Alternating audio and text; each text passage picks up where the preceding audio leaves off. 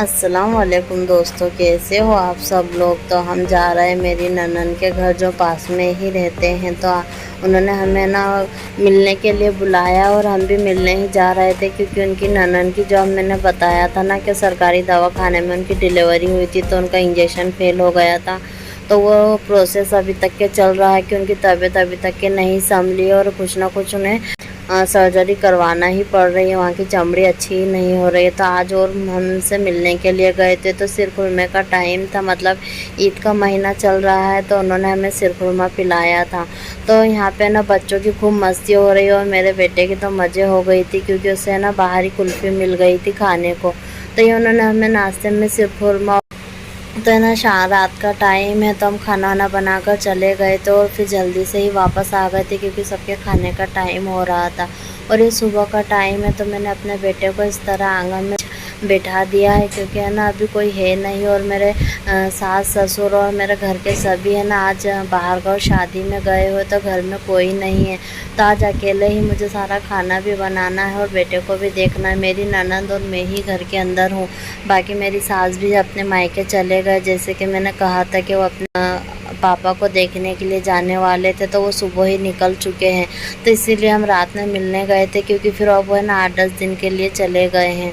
तो मैं ना सुबह जल्दी से खाना बना लूँगी। तो मैंने खाने में सब्ज़ी रोटी दाल चावल बना लिए। तो बच्चों के लिए ना मैंने फीकी दाल उबाली है मूंग की, तो बच्चे ना इसे शौक से खा लेते हैं। तो मैं यहाँ दोपहर के टाइम बैठी हुई थी, तो यहाँ इतना अच्छा लग रहा था ना, एकदम शांति, घर में कोई भी नहीं। और मैं यहाँ ना एकदम सुकून से बैठकर ये समार तोड़ रही थी। तो घर में ना एक छोटा सा आंगन या ऐसी कोई जगह तो होना चाहिए जहाँ से बैठकर आप बाहर के नज़ारे भी देख सकते हो और घर का काम भी कर सकते हो। तो ये अभी है ना रात का टाइम है, तो रात को मैंने खाने में खिचड़ी रोटी और ये सेव की चटनी बनाई थी, जो कच्ची चटनी बनती है वो। और ये हमारे यहाँ ना खिचड़ी के साथ इस तरीके से टमाटर और प्याज का सलाद खाते चटनी डालकर।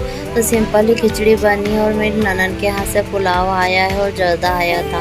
तो फिर मैं आपको दूसरे दिन की सुबह मिल रही हूँ, मतलब ये है ना दूसरा दिन है। तो इसी तरीके से दिन रात गुजर रहे हैं, क्योंकि है ना टाइम ही नहीं रह रहा, बिल्कुल टाइम स्पीड से जा रहा है। और ये जुम्मे का दिन है, तो आज हमारे नल भी आने वाले हैं। जुम्मे का दिन है, तो मुझे सब घर की झाड़ू पोछा भी करना है। और कभी दिन उसमें नल आ जाते हैं ना, तो बहुत भारी पड़ जाता है, क्योंकि है ना पानी भरने के चक्कर में बहुत टाइम चला जाता है। और खाने में बन रहे हैं हमारे भरवा बैगन पत्ते गोभी की सब्जी, ये आज खाने में बनने वाला है। तो एक तरफ खाना भी बन रहा है और मैं भी जल्दी से रोटी बना लूँगी, क्योंकि मुझे ना झाड़ू पोछा भी करना है और बाहर नल का पानी भी भरना है। तो अभी तो नल नहीं आए हैं, हमने पाइप फैलाकर रख दिया है, जब नल आएंगे जब पानी भर लेंगे। तो ये सिंगदाने भी हम डालते हैं पीस के, तो ये इकट्ठा ही भूनकर रख देते हैं ताकि बस डालना ही रहे। तो ये है ना इस तरीके से इसमें मसाला भर के बना रहे हैं, तो ये बहुत अच्छे बनते हैं मसाला भर के। और ये है ना सही में भी खाने में बहुत टेस्टी बने थे। तो मैंने सिंगदाने भी इधर सेक लिए हैं, मेरी चाची सब खाना बना रहे हैं और मैंने ये देखो रोटियां भी बना ली है।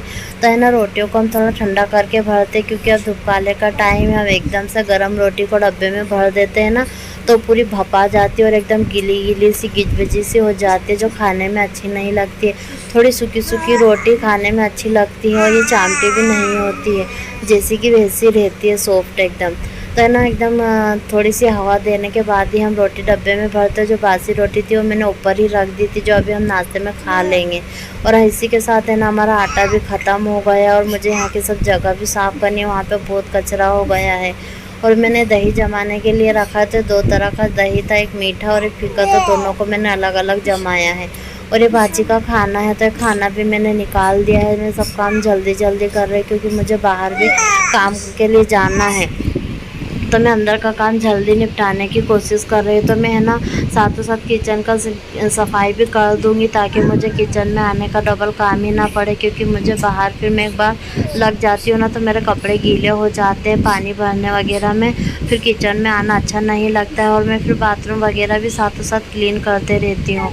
तो है ना मैं एक बार तो गीले कपड़े से पूरा बेसिन वो किचन साफ़ कर लेती हूँ, उसके बाद सूखा कपड़ा मार लेती हूँ। तो अभी तो मैं पहले गीले से पूरा पोंछ लूँगी, बाद में मैं इस पर सूखा कपड़ा लगा दूँगी। तो है ना ऐसा ही होता है कि 1 मिनट के लिए भी फुर्सत में नहीं मिलती है, सांस लेने के लिए भी टाइम नहीं होता है। एक के बाद एक इतना है ना काम आते ही जाता है, और यहाँ आज किचन में भी इतना काम निकलते जा रहा था ना, काम ख़त्म ही नहीं हो रहा था। तो मैंने सब्जियों की झाड़ू भी लगा दी और मैं पोछा भी मार दूँगी। और है ना आज, हाँ, आज मैंने एक बड़ी बात तो बताई ही नहीं कि आज हमारे कपड़े और बर्तन धोने वाली बाजी भी नहीं आए थे। तो ये दिन इतना हेक्टिक हो गया था कि कपड़े और बर्तन भी धोने के थे और खाना भी बनाना, पानी भी भरना, और उसमें आज जुम्मे का दिन। तो ये सब मिलाकर है ना बहुत ज़्यादा काम बढ़ जाता है। तो मैं क्या करती हूँ कि अपने बेटे के जो नए कपड़े हैं ना, मैं वो पूरे वॉशिंग मशीन में डाल दूँगी और फिर से है ना घुमाकर फिर धो लूँगी। तो जब तक कपड़े घूम रहे हैं तो मैं फटाफट किचन का पोछा लगा देती हूँ। और बड़े रूम का और इधर का तो ननद ने पोछा मार दिए थे, तो मुझे थोड़ा सहारा हो गया था। रूम का और बड़े रूम का इधर का पोछा लगाया, जब तक कि मैंने किचन की सफाई कर ली, किचन का पोछा लगा दिया, और इसी के साथ मेरा है ना किचन का पूरा काम ख़त्म हो गया था और किचन की सफाई भी पूरी हो गई थी। तो मैं ना अपने बच्चों के जो कपड़े नए होते हैं ना, मैं उन्हें धोकर ही पहनाती हूँ, मैं उन्हें ऐसे कपड़े नहीं पहनाती। तो हमारा जो काम है वो आगे भी कंटिन्यू रहेगा, लेकिन मैंने वीडियो सिर्फ यहीं तक की बनाई। इसके आगे की वीडियो आगे दूसरे दिन आने वाली है। तो आपको हमारी वीडियो कैसी लगती है तो हमें कमेंट करके ज़रूर बताएं। हमारे चैनल को सब्सक्राइब करें और लाइक करें और शेयर करें, और आगे जो वीडियो आएंगी वो भी आप ज़रूर देखें। अल्लाह हाफिज़।